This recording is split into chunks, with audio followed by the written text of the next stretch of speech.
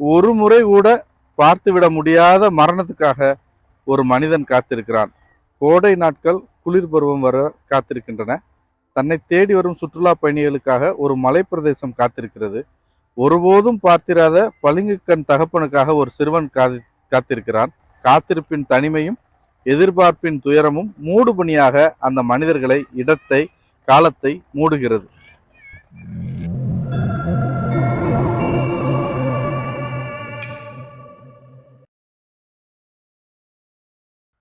அனைவருக்கும் வணக்கம். இன்னைக்கு ஒரு புத்தகத்தை பற்றி பேசலாமா? இன்னைக்கு நான் பேசுறதுக்காக தேர்ந்தெடுத்த நூல் வந்து எம்டி வாசுதேவன் நாயர் மலையாளத்தில் எழுதிய மஞ்சு.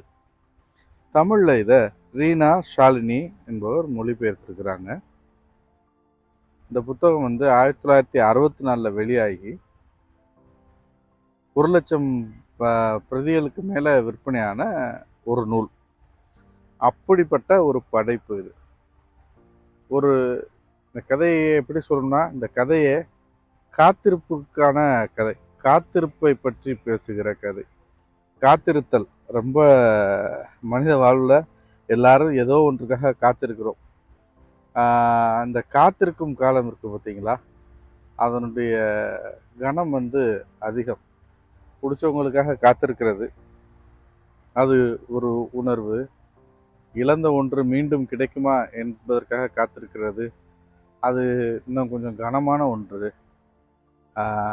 மரணம் வரப்போகுது, வந்துடும் அப்படின்றதுக்காக காத்திருக்கிற ஒரு உணர்வு, சூழல், அது இன்னும் கனமானது.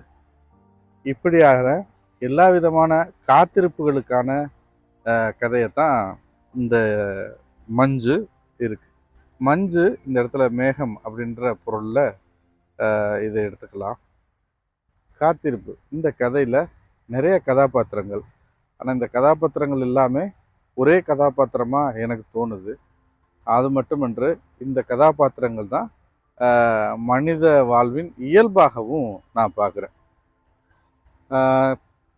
விமலா அப்படின்ற கதாநாயகி, அவர் வழியாகத்தான் இந்த கதை பரவுது. ரஷ்மின்னு ஒரு கதாபாத்திரம், ஒரு இளம்பெண், அவருடைய கதாபாத்திரம் ரஷ்மி. புத்துன்னு ஒரு பையன், படகோட்டுற பையன். இன்னொரு சர்தார். ஒரு மலை பிரதேசத்தில் ரெசிடென்ட் டீச்சராக இருக்கிற விமலா தேவி வழியாக இந்த கதை நம்ம பயணிக்கலாம். இந்த கதையில் அந்த பெண்ணுடைய அம்மா, அப்பா, தங்கை, அண்ணன், இவங்க எல்லாரும் கேரளாவில் இருக்கிறாங்க. இவங்க ஒரு மலை பிரதேசத்தில் இருக்கிறாங்க. அந்த பிற்பகுதியில் என்ன நடந்துச்சு அப்படின்னு பின்னாடி கதை போகுது. அவங்க அம்மாவுக்குள்ள இன்னொருத்தருடைய ஒரு தொடர்பு, அப்புறம் அதன் காரணமாக அதை வச்சே மிரட்டி தன் காரியத்தை சாதிச்சுக்கிற மகன், அது ஒரு கதை. அவங்க அப்பாவாக காட்டுற ஒரு கதாபாத்திரம் இன்னொரு வித்தியாசமான கதாபாத்திரம். ரொம்ப கண்டிப்பான மிட்டுக்கான ஒரு மனிதர். அவருடைய சாப்பாட்டு மேஜையில் இருக்க சேரை, அவருடைய இருக்கை அவ்வளோ அலங்காரமான வடிவமைப்புள்ள இருக்கை, அதை வந்து தொடக்கூட பயப்படுவாங்க. அந்த அளவுக்கு கண்டிப்பாக இருந்த ஒரு ஆள் மரணப்படுக்கையில் விழுந்த பிறகு அவர் நிலை என்ன. அப்படியாக அது ஒரு கதை. அந்த பக்கம் இந்த பெண் அதில் கோவப்பட்டு தான், அம்மாவுக்கு இப்படி இருக்கிறத தெரிஞ்சு கோவப்பட்டு அப்போ ஒரு பையனை பார்த்து அதனால அந்த ஊரை விட்டு வந்ததாக இன்னொரு கதை இந்த பக்கம். இங்கே வந்த பிறகு இவர் ரெசிடென்ட் டீச்சராக இருக்கிறப்போ இவங்ககிட்ட படிக்கிற ஒரு மாணவி ரஷ்மி, அவங்களுடைய கதை ஒரு பக்கம். இந்த இதுக்கு நடுவில் புத்துன்னு ஒரு படகோட்டுற பையன், ரொம்ப முக்கியமான கதாபாத்திரம். இதில் ஒரு வெளிநாட்டிலேருந்து வந்த ஒரு வெள்ளைக்காரன் கூட அவங்க அம்மா இருந்ததுனால பிறந்த பையன் அவன். அதனால் வெள்ளைக்கார தோற்றத்தில் இருக்கிற பையன் இவன். ஒரு வாரம் தான் அவங்க அம்மாவும் அப்பாவும் சேர்ந்து இருந்தது. அதுக்கப்புறம் அந்த வெள்ளைக்காரன் போயிட்டாரு. இந்த பையன் இன்னமும் அவங்க அப்பாவுக்காக காத்திருக்கிறான். இந்த விமலா தேவி ஓட நட்பான அந்த இளைஞர் சுதீர்குமார் மிஸ்ரா, அவரும் போயிட்டார். அவருக்காக விமலா தேவி காத்திருக்கிறாங்க. இந்த ரெசிடெண்ட் அந்த பள்ளிக்கு பக்கத்தில் ஒரு விடுதி, இது ஒரு சுற்றுலா பயணிகள் வந்து போகும் இடம் நைனிட்டா. அந்த விடுதியில் வந்து தங்குற சர்தார்ஜி, அவர் வழியாக இந்த எழுத்தாளர் பேசுகிறது வாழ்வின் இயல்பு. இந்த உலகத்தை மரணம் உறுதியாயிருச்சு அப்படின்னு தனக்கு தெரிந்த பின் அந்த மனிதன் பார்க்கிற பார்வையே வேறுபட்டு போயிடுது. அது வரைக்கும் நம்ம பார்க்குற உலகம் வேறு. நமக்கு மரணம் குறிக்கப்பட்டு விட்டதுன்னு தெரிஞ்சதும் நம்ம இந்த உலகத்தை பார்க்குற பார்வையே வேறு அப்படின்றத அந்த சர்தார் வழியாக கடத்திக்கிட்டே வர்றாரு.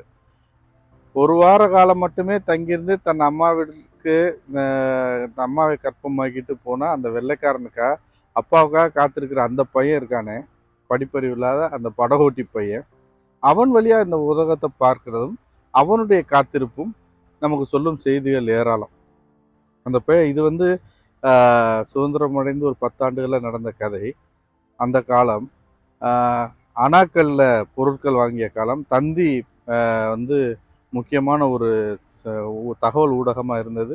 ட்ரென்கால்ன்றது அதுக்கடுத்த பெரிய வசதியான ஒரு ஊடகமாக இருந்த அந்த காலம். அப்போ அந்த பையன் அறியாமையில் கேட்குறான் இந்த விமலா டீச்சர்கிட்ட, டீச்சர் வெள்ளைக்காரங்கெல்லாம் உண்மையிலே எல்லோரும் போயிட்டாங்களா? இல்லைன்னு சொல்கிறாங்களே. அப்போ டீச்சர் ஒரு பொதுவாக ஒரு பதிலை சொல்கிறாங்க, இல்லை இருக்காங்கன்ற மாதிரி. அதானே நம்ம ஊர் இவ்வளோ நல்லா இருக்குது, போவாங்களா? ஏன்னா எப்படியாவது ஒரு நாள் அவனுடைய அப்பாவை அவன் சந்திச்சிடலாம் அப்படின்னு அவன் நம்பிட்டு இருக்கிறான். அப்படியாக அவன் அதுக்காக காத்திருக்கிறான். இந்த சுதீர்குமார் மிஸ்ரா, இந்த விமலா தேவி அவருக்காக காத்திருக்கிறாள். இந்த சர்தார் கடைசியில் தான் அவர் கேன்சர் உள்ள ஆள், லங் கேன்சர் உள்ள ஆள். அவர் மூலமாக அவருக்கு மரணம் வந்து குறிப்பிக்கப்பட்ட பிறகு அவர் பார்க்கிறதும் இந்த இயற்கையை ரசிக்கிறதும் அவர் பேசுகிற தத்துவங்களும் அவ்வளோ ரசிக்கும்படியாகவும் விறுவிறுப்பாகவும் இருக்குது. இந்த கதையில் அவருடைய பகுதி வரும்போது ரொம்ப ரசித்து படித்ததே நான் புத்துவுடைய உரையாடல்களும் அந்த சர்தாருடைய உரையாடல்களும். இதை ஒட்டுமொத்தமாக இந்த நாவலாக இதை பார்க்கும்போது மனித வாழ்வின் இயல்புகள், மனித வாழ்வின் எதிர்பார்ப்புகள், மனித வாழ்வின் காத்திருப்புகள், இது வந்து மனுஷனை போட்டு படுத்துகிற பாடு இருக்க. ஒரு வாழ்க்கை எல்லாருக்கும் ஒன்று போல் அமைந்து விடுவதில்லை. அதே மாதிரி ஒன்று போல எதிர்பார்ப்புகளும் இருந்து விடுவதில்லை. ஒவ்வொருத்தருக்கும் ஒவ்வொரு விதமான எதிர்பார்ப்புகள், அதனால் ஏற்படுகிற காத்திருப்பு, அது படுத்துகிற அவஸ்தை, சிக்கல், இதை சுற்றி சுற்றி இந்த நாவல் அவ்வளோ அழகான ஒரு படைப்பாக இருக்குது. இது படித்து முடிக்கும்போது வழக்கம் போல் மொழியாக்கம் அப்படின்றதுல எனக்கு சில சிக்கல்கள் உண்டு. முழுமையாக உள்வாங்க முடியல. சில இடங்களில் திரும்ப திரும்ப படிக்க வேண்டியிருக்கு ஒரு சில பத்தியில். அப்போ தான் அதனுடைய உள்வாங்க முடியுது. ஆனால் இது கடத்திய உணர்வு இருக்குதே, ஒவ்வொரு கதாபாத்திரமாகவும் நாமும் வாழ்ந்து பார்க்கக்கூடிய அளவுக்கு அதனுடைய கனம் இருக்குது. அந்த டீச்சர் பார்வையிலேருந்து பார்க்கும்போது இது வேறு மாதிரி இருக்குது. அதே அந்த புத்துன்ற படவோட்டி பையனை வச்சு பார்க்கும்போது ஒரு மாதிரி ஆயிடுது.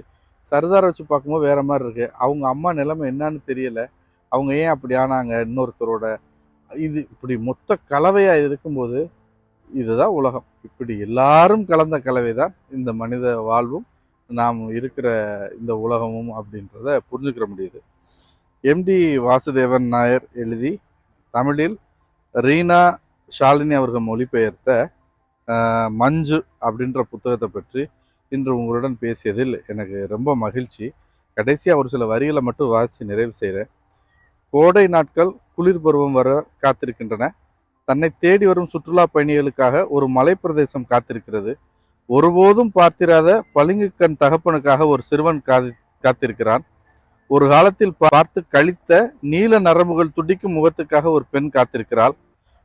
ஒரு முறை கூட பார்த்துவிட முடியாத மரணத்துக்காக ஒரு மனிதன் காத்திருக்கிறான். காத்திருப்பின் தனிமையும் எதிர்பார்ப்பின் துயரமும் மூடுபனியாக அந்த மனிதர்களை, இடத்தை, காலத்தை மூடுகிறது. கதையின் ஓட்டம் வாசிப்பவர்களின் மனவெளியில் மஞ்சு படலமாக படர்கிறது. உண்மைதான், அப்படித்தான் படர்கிறது. இந்த நூலை பற்றி பேசியதில் எனக்கு ரொம்ப மகிழ்ச்சி. நன்றி, வணக்கம்.